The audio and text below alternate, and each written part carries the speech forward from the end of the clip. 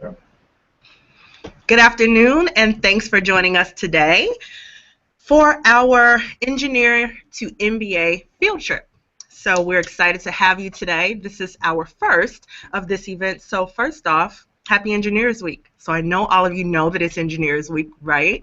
And this is our way of participating in it. So this field trip today, first of all, I'm Fanae Croft. I'm your host. I'm the field marketing manager for the Americas region. And this field trip, we are highlighting engineers and the pathway from engineer to MBA. So today our topic is, what's that transition like for current students? So we have a current student here joining us today. And then tomorrow is the second part of this series, and we're going to have alumni. So we'll have 3 alumni who have navigated the process. They're now out in their field, and so they can share tips about best practices, etc. So I'm really happy to have you here and happy to be doing this, and I hope you get something out of it. Few housekeeping things before we start. So Q&A. Throughout the entire series, we'll be here about 30 minutes. We'll talk for about 20 minutes. And the last 10 minutes, we want to give you an opportunity to ask any questions you may have of Karen. So some of you may see there's like a little, if you scroll over your screen, you'll see a Q&A box to the left. And throughout the conversation, if a question pops up, just type it in, and we'll get to it at the end and make sure that we field all your questions. We were supposed to have another panelist join us today, Jackie. Jackie was unable to join us due to a last-minute conflict, but she's one of our MBA bloggers. Her engineering background was in general engineering with an emphasis in control systems. She's a current MBA student at Booth School at the University of Chicago. So if any of those things stand out to you where you may feel you have a specific question for her, just pose it in Q&A and mention her name, and we'll make sure that she answers. She's already available to do that for us, and then we'll post the answers in the comment section of the webinar. So those are just a few. Oh, one more thing. We're giving away a $250 exam voucher. All attendees are entered to win it, so if you attend today, you attend tomorrow, we're going to give away one $250 exam voucher. So good luck, and we hope that that will help you along your way. So let's get to Karen here. Hi, Karen. Hi, how are you? Doing well. Karen, she attends the Tepper School of Business at Carnegie Mellon. She's a full-time MBA student, and her expected graduation year is 2017. Her background, her engineering background, was industrial engineering. So welcome. Thank you for joining us today. Thank you. Can you tell us a little bit more about yourself, like where you're from, how you got to where you are? You don't have to mention your fabulous vacation because everyone else will be jealous, but if you want. Sounds good. I'll leave that out. Okay. So my name again is Karen Lidl. I grew up in a smaller town in Pennsylvania called York. It's actually home of the Peppermint Patty, if you haven't heard of it.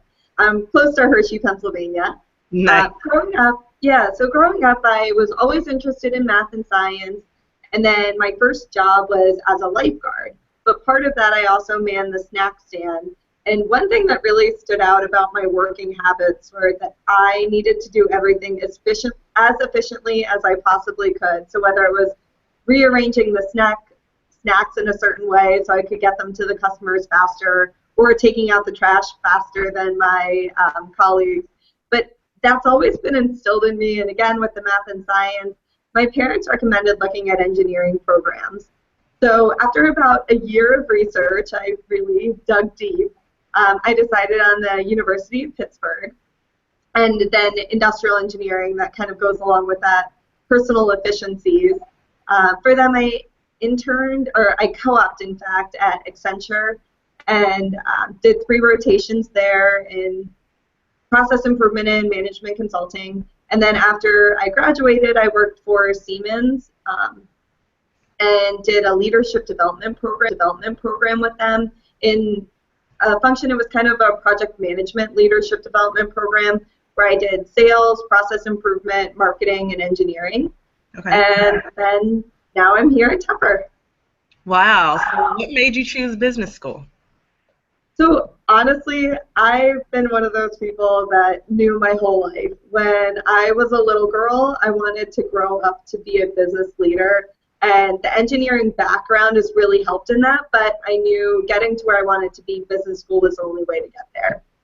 Wow. Okay, so it seems like when you were younger, you knew it was going to be engineering, and you had the big picture idea of being a businesswoman. Did you know when you were in undergraduate, when you were in your undergraduate, that you were going to do business school thereafter?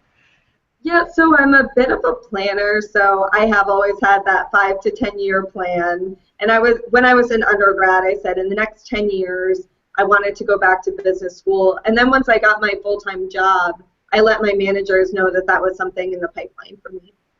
Okay. So what are you like big picture? Where are you trying to get to? What's your dream career? So dream career would be COO at Disney. If that doesn't work out, I would love to own and operate my own craft brewery, maybe be the next Dogfish Head.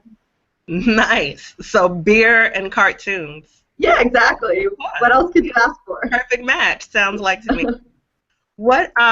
How did your engineering experience help you like stand out when you were applying to business school?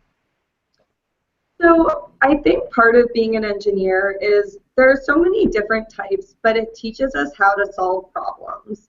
And that's the biggest thing that I took away from it. I also worked in a variety of industries in cross-functional teams and was able to interact with folks at different levels from floor operators to plant managers to senior purchasing agents. So it really gave me a wide, broad experience, and I'm able to apply all of that in school. Wow. Okay. It sounds like a nice combination. You have the engineering, you're putting the pieces together, and then you're adding the business experience. So commend you for that. Thank Let's talk you. GMAT. So you took the GMAT, right? Yes. Yes. How did you fit studying for the GMAT into your schedule? So going back to my 5 to 10 year plan, part of a leadership development program obviously is a company trying to develop leaders. And I let them know early on that, I want to be a leader here, and part of that is getting my MBA. So I was actually able to convince one of my managers to let me have a performance metric being scoring over a 700 on my GMAT. So once I worked that into my job, I was able to study at lunchtime, ask some of my colleagues for help, study before and after.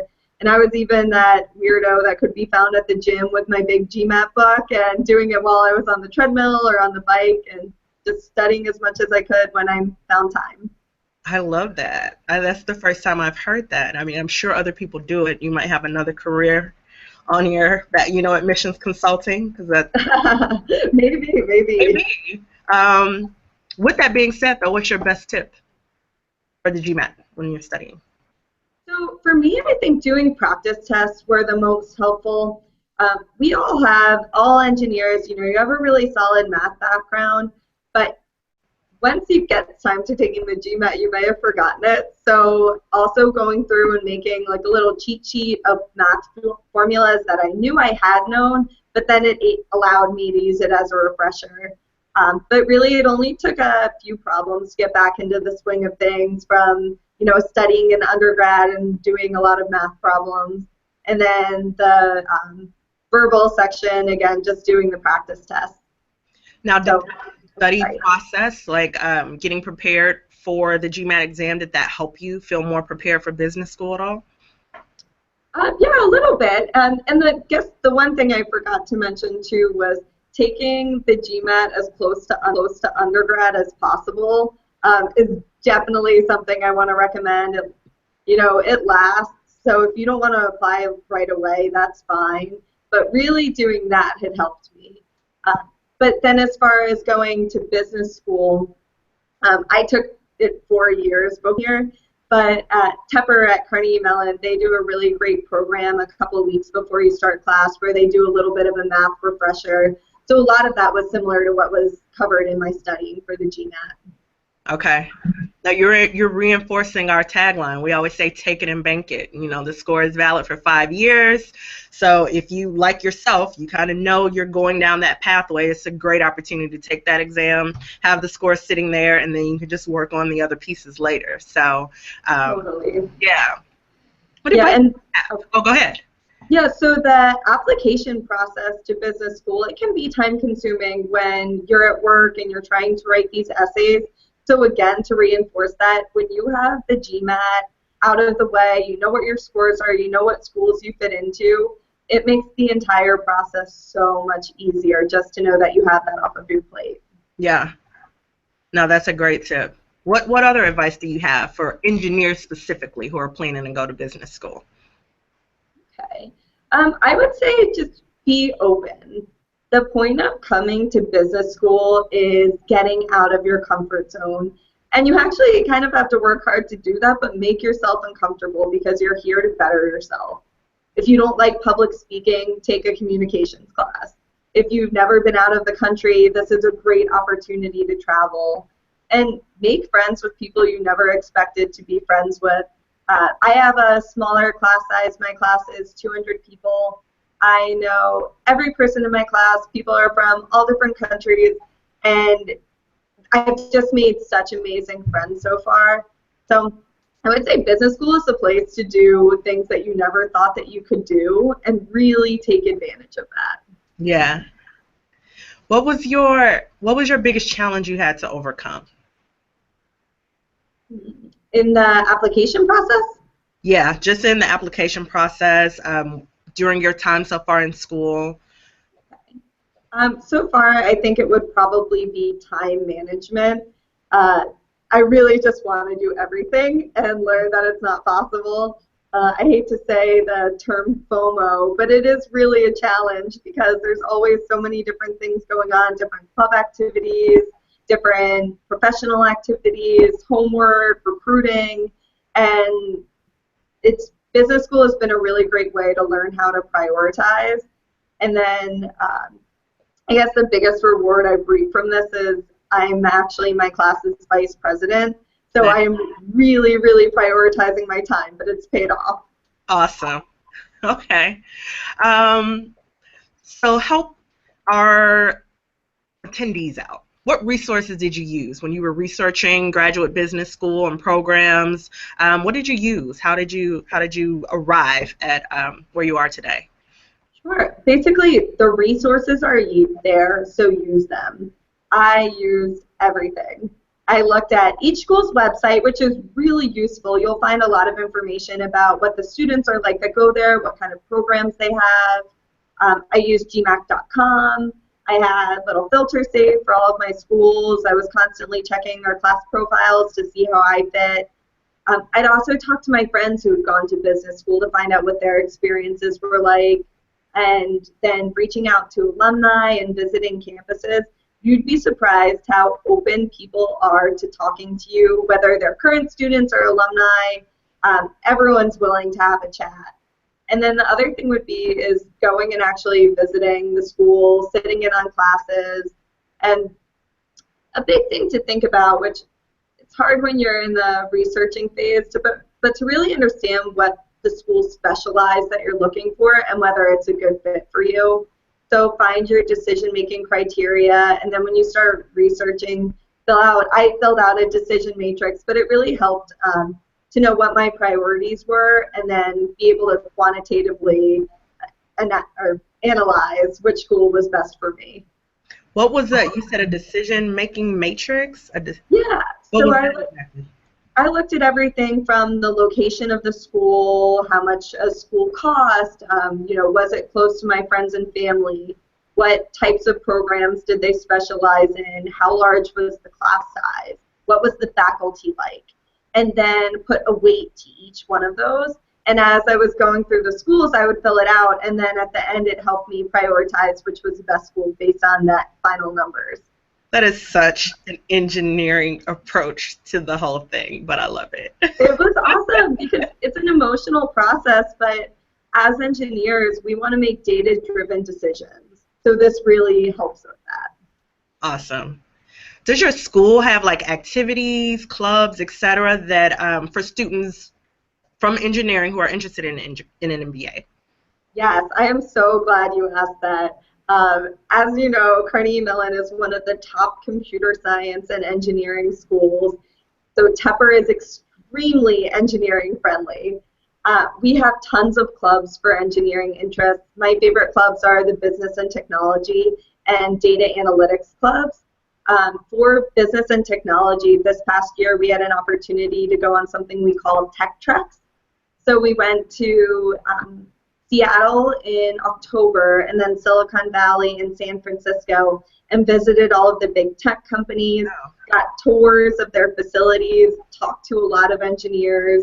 It was so cool. There were some places where I was just like geeking out at the engineering technology they had, but they wanted business people. So it was awesome to see how those two things fit together.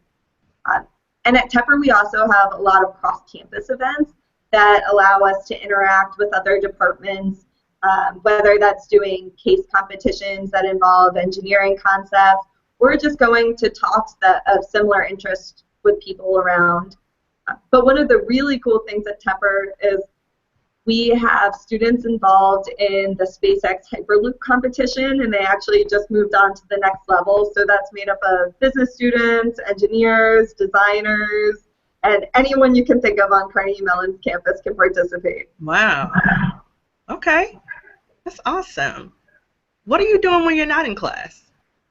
When I'm not in class, well, mine is studying, but I also find plenty of time to have fun. I like to work out. We have a couple gyms on campus, which make it pretty easy. I just signed up for one of those programs where they ship the food to you and tell you a recipe. So that's really helped me because I never want to look for a recipe for what to cook for dinner. So I've been cooking a lot more. And then on the weekends, I'm going out with my friends, trying to explore the areas around Pittsburgh. Sometimes I'm traveling, and then definitely taking naps and watching Netflix whenever I can find the time. Yes. Nice. So it's fun inside and outside of school. Inside and outside. You're making it work. Love it. I just thought of one additional question that I want to ask you. What has been the biggest difference? Like you had your coursework in engineering, and now you're in business school. Like, what's different about it? What areas are you being stretched the most, moving from one to the other? I think, well, one of the biggest differences is the community. When you're in engineering school, you have a lot of interactions with the people within your discipline. You do homework together, but in business school, you spend so much time doing everything else together. Yeah. So you're doing homework together, but you also might be working on a case competition together, or you're helping each other do interview prep. So I would say the biggest thing right now is the amount of time you do things outside of the classroom. Okay. Thank you. That was awesome. I feel like I learned something today. So we kind of made it through all of our questions, and we have one question posed here. How many times would you suggest taking the GMATs? I mean, if you can, take it only once and you're comfortable with your score, but see how you do, see how you compare to the schools that you want to get into and if you fit in their range. And I guess maybe you can say this better than me, but it's certainly okay to take it more than once. Absolutely, absolutely. People take the GMAT exam as many times as they need to. You can take it up to 5 times within a calendar year. And we also have a new feature that allows you to cancel your score if you would need to. So if you took the exam and you didn't get the score you were looking for, you have the opportunity to cancel that score. And you could always cancel the score, but now if you cancel it, no one would know but you. There would be no C on your report, nothing. So really, you can take it as many times as you need to get the score that you're most interested in. If you take the exam and let's say you got a score that you thought the score was okay, you didn't love it, but you sent it to the school, you could take the exam again, and if you got a higher score, you could then send that score as well.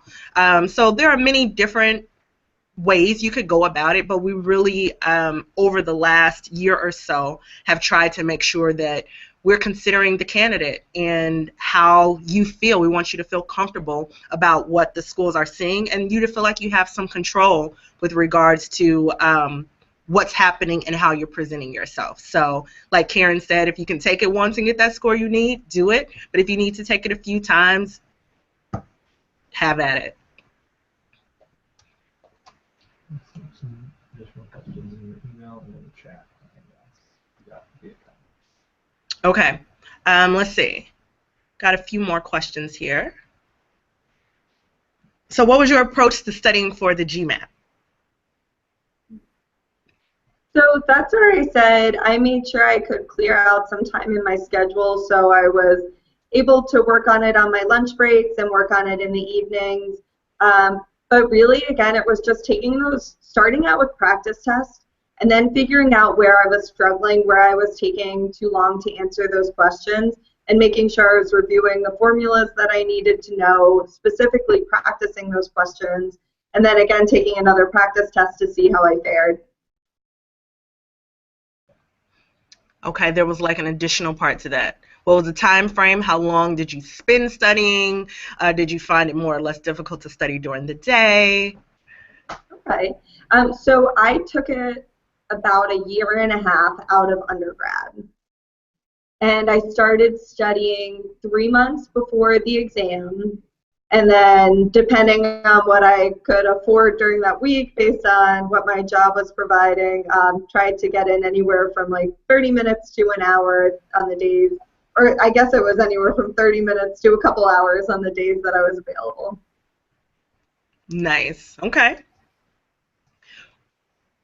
What have you found the most challenging with the graduate business program, and how did you overcome these challenges? So again, that was the time management, just trying to juggle everything that everything that is going on. They give us every opportunity to be active and to participate in different clubs. You'll start to be recruiting for your internship in your first year. And then also, again, you know, trying to find that time to have fun and get to know your classmates on a more personal, social level. So just finding the right balance for me. Oh, and again, the most rewarding thing, I've been able to take a couple of leadership positions. I was one of the trek planners when we went to Silicon Valley. So I was able to work with the companies to let them know what we wanted to see when we were going, encourage my classmates to sign up for the trek. And now being the class vice president, it's only been a month in, but I've already been able to have a couple of meetings with my classmates and make sure that we're doing everything here at Tepper to make it the best experience we can have. That's awesome. So it sounds like it's really building that those leadership skills and all those, yeah. Yeah, that's huge. Okay. You seem to be very active in addition to your class and free time. Did you take on any kind of assistantship? So by assistantship, that's any additional like jobs, is that? I would assume. Whoever asked that, if you could clarify, ask a clarifying question and I'll pose it. Well, and I also see below there, so at Tepper, I am not working full-time. I am a full-time student. I made the decision to leave my job and go full-time because I wanted to do both an industry and a function change. And going full-time really allowed me to invest in what I'm most passionate about and devote most of my time to that. Any other clarification? Not yet. Okay. What made you choose Tepper? Was it because of its engineering central, or was it something else? So I guess I want to clarify, Tepper is a great school for engineers. You don't have to be an engineer to go here. They do have a quant focus, but they also have a leadership focus. And like I was saying, I came to business school to make myself uncomfortable, to reach out and do something more. And I've been able to do that by becoming the class vice president. I really love the small class size at Tepper. Like I said, I know every single person in my class, and I know most of the people in the year above me. So having only 200 students, my professors know my name, and I know theirs. I know the people in our administration. and they're so willing to help. So seeing the community at Tepper when I visited, knowing that there were going to be plenty of fellow engineers here, and I would have the opportunity to be kind of techie and nerdy when I wanted to, all of those things together. And honestly, Pittsburgh's an awesome city. If you haven't been here, it's really transforming. It's a little rainy and snowy now, but normally it's great. So it sounds like do a decision matrix. Exactly. Put all those factors in there. Question, how much of a factor is your percentile as opposed to your score in the application process? I believe that is related to the GMAT exam. Janae, is that one that you want to take, or? That, well, I guess I can take. I think it could be, they may have been wondering specific to your experience, but sure. Also I could say that I think it's going to depend. We tell people to look at the percentiles when you're interested. Look at that. All the schools will show their median 80%. So you would really want your score. You know, you decide where you want to score based on that. In terms of how important the actual score number is going to be in the process versus the percentage, that might be more of a question for the specific school. So I don't know if you have any insights on what your experience was. Yeah, for me, I think the interesting thing was I thought I did better on the math portion, and actually with the number score I did, but my percentile was a little lower than it was on verbal. I didn't think that really affected any of my applications or what the school was looking at. But really, the thing that you have to remember is the GMAT is just one portion of your application. So a school is looking at you as an entire unit. They're looking at your work history. They're checking out your personality when you interview with them. They're looking at your GPA, your GMAT. So all of those things just puts a picture together for them. So for me, I wanted to make sure the schools I applied to, I was somewhere around their median, and I felt comfortable with that. But I have plenty of classmates above and below the ranges. It just depends on what your whole package looks like. Got it. Would you recommend reaching out to current professors to sit in on their classes prior to submitting an application? So I think going to sit in a class is an amazing experience, especially if you've been out of school for a little while. You kind of forget what it's like to be in a classroom. But I would say most schools have a program for you that you don't even have to reach out to the professor. You can look on their website or reach out to an admissions person, and they can let you know when other perspectives will also be there. And at least from my experience, most programs let you sit in on a class, and I think it's extremely valuable. Here's a good question specific to engineering. So, as engineers, we make a good amount of money right out of undergrad, and obviously it increases with time. How did you convince yourself to give up your well-paying job and go into a full-time program instead of a part-time program? Full-time also comes with risk, you know, given the economy. So, what are your thoughts? Yeah, that is an excellent question, because that's something every single one of you is going to struggle with. And my boss asked me that question quite a few times as I was convincing him that full-time was the right thing for me. But at the end of the day, I needed to think about my immediate happiness and where my career was, not just when I finished my MBA program, but where it was going to be 20 years from now. And for me, I said I did want to get into a new industry. I wanted to do a new function, and wanted to make sure that I could put all of me into the process. So for me, full-time made sense. I can tell you, you know, again, I had a good engineer salary when I decided to leave, but the payoff is there. And you can see that, you know, do some Googling on what post-MBA salaries are, and it just keeps getting better from there. The trajectory is good. But I would say part-time is a great idea for some people. I actually have a colleague who decided to go the part-time route, and he's loving it too. So it really just depends on what's right for you as the individual, but both are great options. And there's also online programs as well. Thanks, Karen.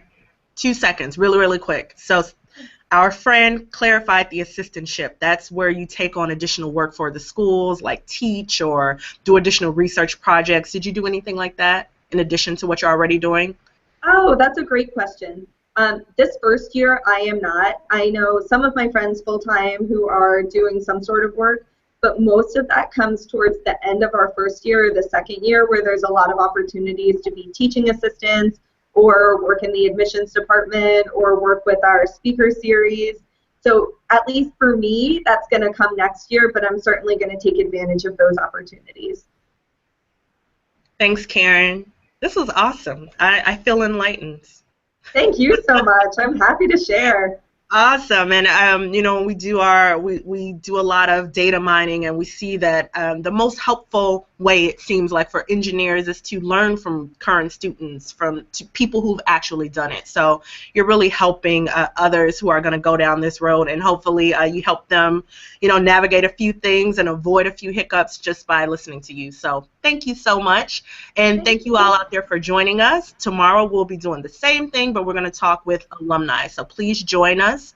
That's tomorrow at 1:30 p.m., 1 o'clock Eastern Standard Time. So we hope that you will join us again. And everyone, have a great day. Thanks again, Karen. Thank you. Okay. Bye-bye.